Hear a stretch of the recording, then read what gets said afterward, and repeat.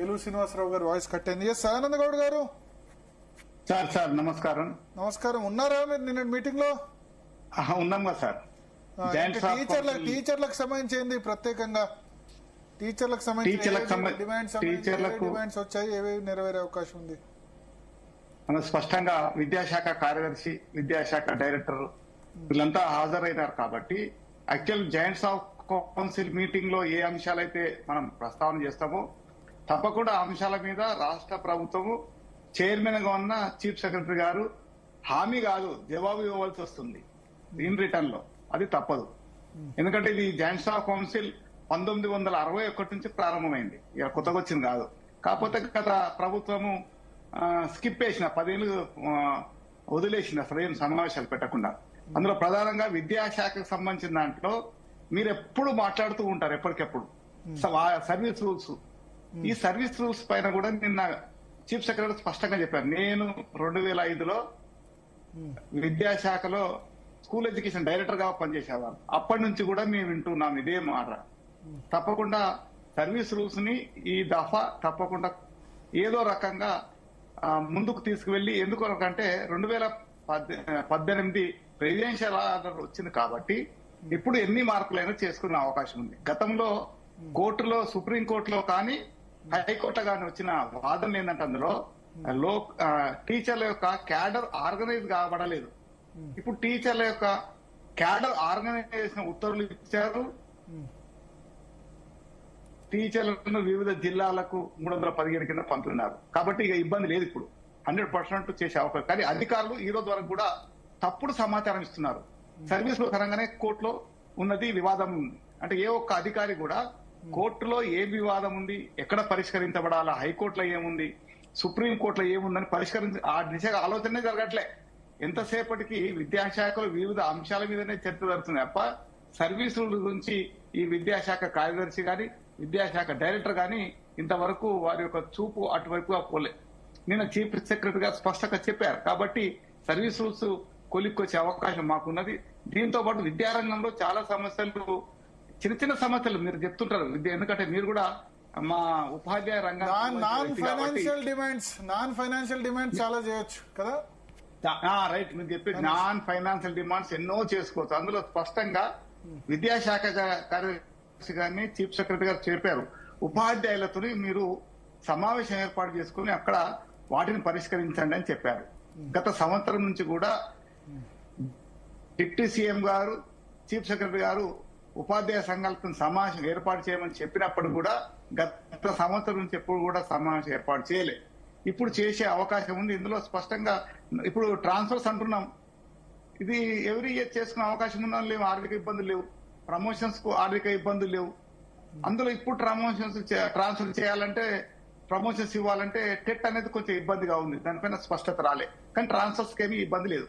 దాంతో పాటుగా చాలా మంది టీచర్ 2003 డిఎస్ సంబంధించిన అంశం, ఇది ఆర్థిక అంశాలకు ముడిపడింది. కానీ ప్రభుత్వం కూడా నిన్న సిఎస్ గారు స్పష్టత ఇచ్చారు, తప్పకుండా ఇది అమలు అవుతున్న పక్క రాష్ట్రాలలో వాటిని అధ్యయనం చేస్తాం. త్వరలో వీరందరూ కూడా 2003 డిఎస్సి కానీ, అదే విధంగా 1/9/2004 కన్నా ముందు రిక్రూట్మెంట్ ఇచ్చిన వాళ్ళందరికీ కూడా తర్వాత రిక్రూట్మెంట్ అయ్యారు, అంతకన్నా ముందు ఇచ్చి వాళ్ళందరికీ కూడా పరిశీలించి చేస్తామని చెప్పారు. సిపిఎస్ అంశంలో కూడా స్పష్టంగా మేము పార్టీ కాంగ్రెస్ పార్టీ సంబంధించి ఒక మాట ఒక్క నిమిషం, ఒక క్లారిటీ. ఏలూరు శ్రీనివాసరావు గారు ఇంతకుముందు సిపిఎస్ గురించి చెప్తుండగా కట్ అయింది.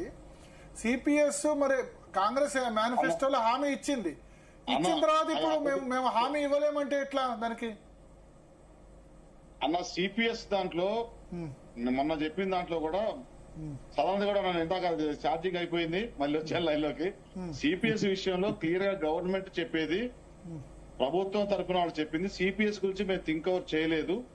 19/2004 కంటే ముందు రిక్రూట్ అయిన దాని మీద మాత్రం ముందు డిసిజన్ తీసుకుంటాము. అది డిప్యూటీ సీఎం గారు సిఎస్ గారితో మాట్లాడి జాయింట్ స్టాఫ్ కౌన్సిల్ డిస్కస్ చేయమన్నారు నిన్న. సో అంటే సిపిఎస్ గురించి అయితే ఇప్పటికిప్పుడు నిర్ణయం ఉండదు అంటే మనం వాస్తవం చెప్పాలి కదా ఉద్యోగులకి. జనరల్ సిపిఎస్ మీద నిర్ణయం తీసుకుంటాము, కొద్దిగా టైం ఏమైనా అడిగిన మాట వాస్తవం. 19/2004 కంటే ముందున్న 6,000 మంది ఎంప్లాయీస్ విషయం అయితే మేము నిర్ణయం తీసుకుంటాము. అది ఎస్ఎల్పి సుప్రీంకోర్టులో వేసింది లీగల్ గా ముందు జరిగింది, కానీ దానిపైన మాకు ఉన్నది దానిపై సిఎస్ గారు చెప్పామని చెప్పారు. సిపిఎస్ పైన కూడా ఈ 3 విషయాలు 3 సమస్యలు క్లియర్ చేసిన తర్వాత దానిపైన కూడా సముచితమైన నిర్ణయం తీసుకుంటామని చెప్పారు తప్ప క్లారిటీ అయితే రాలేదు. Okay, yes sir. Sadananda Goud గారు, విద్యాశాఖకు సంబంధించిన దాంట్లో మాత్రం ఈ రోజు స్పష్టత. ఎందుకంటే బీఈడి కాలేజీలు ఉన్నాయి, ఏ ఒక్క కళాశాలలో అధ్యాపకులు లేరు, డైట్ కళాశాలలు ఇవన్నీ ఖాళీలు. ఇది ఆర్థికంతో ముడిపడలేదు, శాంక్షన్ పోస్టులే అవన్నీ. కానీ నియామకం చేయాలంటే దానికి సర్వీస్ రూల్స్ అడ్డపెడుతున్నారు. దాంతో పాటు ఈరోజు ఎంఈఓలు రాష్ట్రంలో 13 మంది ఎంఈఓలు పనిచేస్తున్నారు. 600 పైచీలకు మండలాలు ఉంటే వాటికి హెడ్ మాస్టర్లని సీనియర్ హెడ్ మాస్టర్లకు ఇన్ఛార్జ్ తీసుకునే అవకాశం ఉంది. సీనియర్ హెడ్ మాస్టర్లని సీనియర్ ఎంఈఓలు డిప్టీ ఈఓగా ఇన్ఛార్జ్ ఇచ్చే అవకాశం ఉంది. ఇదంతా కూడా ఆర్థికంగా ఇబ్బంది లేని అంశాలు. ఇదంతా కూడా విద్యాశాఖ కార్యదర్శి, ఉపాధ్యాయ సంఘాలు, డైరెక్టర్ మాట్లాడుకుంటే కొలిక్కొచ్చే అంశాలు. దీనివల్ల విద్యారంగం పర్యవేక్షణ ముందుకు వెళ్లే అవకాశం ఉంది. అదేవిధంగా ఈరోజు టీచర్లకు మానిటరీ బెనిఫిట్ అనేది అందరికి, ఉపాధ్యాయులకు, ఉద్యోగులకు, పెన్షన్లకు అందరికీ సమానమైన అంశాలు. ఇవి అయితే సాధారణంగా వచ్చే అంశాలు ఈజీ. దాంతో పాటుగా ఈ రోజు నిన్న కూడా మాట్లాడాం, తెలంగాణ పబ్లిక్ స్కూల్స్ అంశం డిస్కషన్ జరిగింది. అదే ఇంటిగ్రేటెడ్ స్కూల్స్ మీద డిస్కషన్ జరిగింది. సాధ్యాసాధ్యాలు మేము కూడా స్పష్టంగా చెప్పాం. ఇది పాఠశాల విద్యారంగం ముందుకు వెళ్లాలంటే ఈ కింది స్థాయిలో అధికారులు పర్యవేక్షణ లేకుండా, డిప్టీ ఈఓ లేకుండా, డిఈఓ లేకుండా పర్యవేక్షణ ఎలా అవుతుంది, ఇన్ఛార్జీలతో కొనసాగుతుంది. ఈ రోజు ట్రాన్స్ఫర్స్ ఇచ్చినట్లయితే కొంత లేదా ఎంబీఓలకు ఇన్ఛార్జ్ ఇచ్చే అవకాశం ఉంది, డిప్టీ ఈఓ. అది కొంత బాగా ఉంటుందని చెప్పాం. అందుకొరకే సీఎం గారు స్పష్టత ఇచ్చారు, ఈ ఉపాధ్యాయ సంఘాలతోనే ఒక మీటింగ్ ఏర్పాటు చేయమని చెప్పారు. అది ఏర్పాటు చేస్తే తప్పకుండా చాలా అంశాలు సులువుగా మనకు విద్యారంగానికి బాగుపడడానికి అవకాశం ఉంది. దీంతో పాటుగా ఇప్పుడున్న రేషనలైజేషన్ మాట్లాడతారు.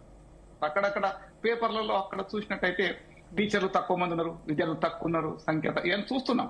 కాబట్టి ఈ 2019లో ఇచ్చిన జీవో, ఇది రేషనలైజేషన్ సంబంధించిన జీవో, ఆ జీవోలో అమెండ్మెంట్ కోరుతున్నాం. జీవో 25లో ఉన్న వాటిని తగ్గించి అవసరంగా ఈరోజు టీచర్లను రిక్రూట్మెంట్ చేయాల్సిన అవసరం లేదు. ఉన్నాం, మేము చారిపోయినాం. ఖాళీలు ఉంటే నింపండి విద్యార్థుల సంఖ్య ఆధారంగా.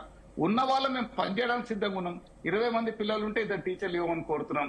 50 మంది పిల్లలు ఉంటే 5 మంది టీచర్లు. కొత్తగా ఇవ్వకండి పోస్టులు. ఉన్న టీచర్లని మేము సర్దుబాటు చేసుకునే అవకాశం ఉంది. నాణ్యత బోధన, గుణాత్మక బోధన అందించే అవకాశం ఉంది. వాటిపైన దృష్టి రాష్ట్ర విద్యాశాఖ ఎప్పుడు కూడా ఇప్పటికీ గత 2 సంవత్సరాలు ఆ విధంగా ముందుకు వెళ్ళట్లేదు. నిన్న స్పష్టత చెప్పాం కాబట్టి విద్యాశాఖ కార్యదర్శి సమావేశం ఏర్పడితే ఇవన్నీ కూడా కులికొచ్చే అవకాశం ఉంది. దాంతో పాటుగా ఈరోజు పాఠశాలలో చూసినట్టు మౌలిక వసతులు గత ప్రభుత్వం కన్నా ఈ ప్రభుత్వం కొంచెం బాగా చేసింది. పాఠశాలకు కానీ ఉచిత కరెంటు కానీ ఇవాళ కూడా చేసింది. దీంతో పాటు అన్ని పాఠశాలలో చదువుకునే పిల్లలకు వాళ్ళకు కావాల్సిన వస్తువులు 9 రకాల వస్తువులు ఇస్తామంటున్నారు. అంటే కొంత ప్రభుత్వము సపోర్టివ్ గా వస్తుంది. ఎన్రోల్మెంట్ కూడా పెరిగే అవకాశం ఉంది. ఆ కోణంలో మేమంతా విద్యారంగం ఇవంతా రమేష్ గారు కూడా ఉన్నారు టిఆర్టీఎఫ్ నుంచి.